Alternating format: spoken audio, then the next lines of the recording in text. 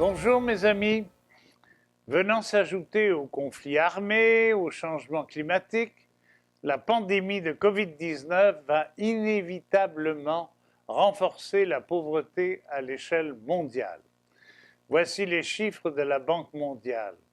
Si moins d'un dixième de la population mondiale vit avec moins de 1,90 $ par jour, près d'un quart doit se débrouiller sous le seuil de 3,20 $ et plus de 40% avec moins de 5,50 $ par jour, soit 1 980 $ par année.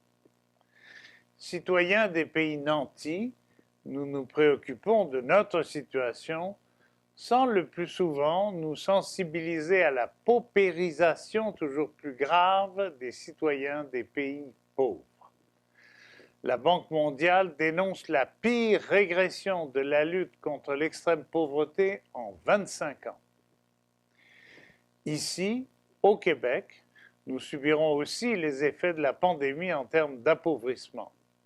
Non seulement, malgré les diverses aides des gouvernements, les plus pauvres vont subir de plein fouet un recul important de leurs moyens d'existence à travers le chômage, la recherche difficile d'un emploi, mais aussi à travers des conditions de vie plus négatives ou plus limitées au plan matériel comme au plan mental.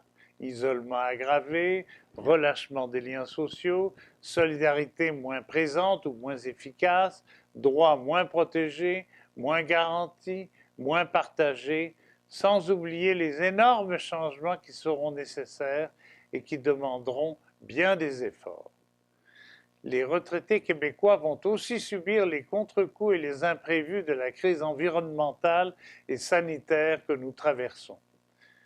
Pensons par exemple au report d'interventions hospitalières, au débordement des équipes médicales ou sociales.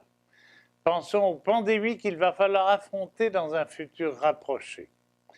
Pensons aussi aux dégâts économiques ou aux pollutions croisées qu'il faudra affronter et tenter de conjurer, ou encore aux nouvelles difficultés de nos développements collectifs, culturels et politiques. Notre priorité devra être celle d'un renforcement de consultations citoyennes et des débats démocratiques. Une grande majorité des retraités québécois que nous sommes disposent de temps, d'expérience de vie et de maturité. Il faudra les mettre à profit et surtout les faire reconnaître et respecter, au moins autant que les appels habituels à la consommation et au loisir. La défense et la promotion des droits de chaque citoyen et de chaque retraité voient s'ouvrir de nouvelles perspectives, une chance, un atout collectif et un défi. Au revoir et à la semaine prochaine. Le QDR aimerait vous rappeler que si vous avez aimé ça, cliquez là. Si vous voulez le faire voir à vos amis, cliquez là. Si vous voulez rien manquer, cliquez là. Et si vous avez besoin qu'on vous le rappelle, cliquez là.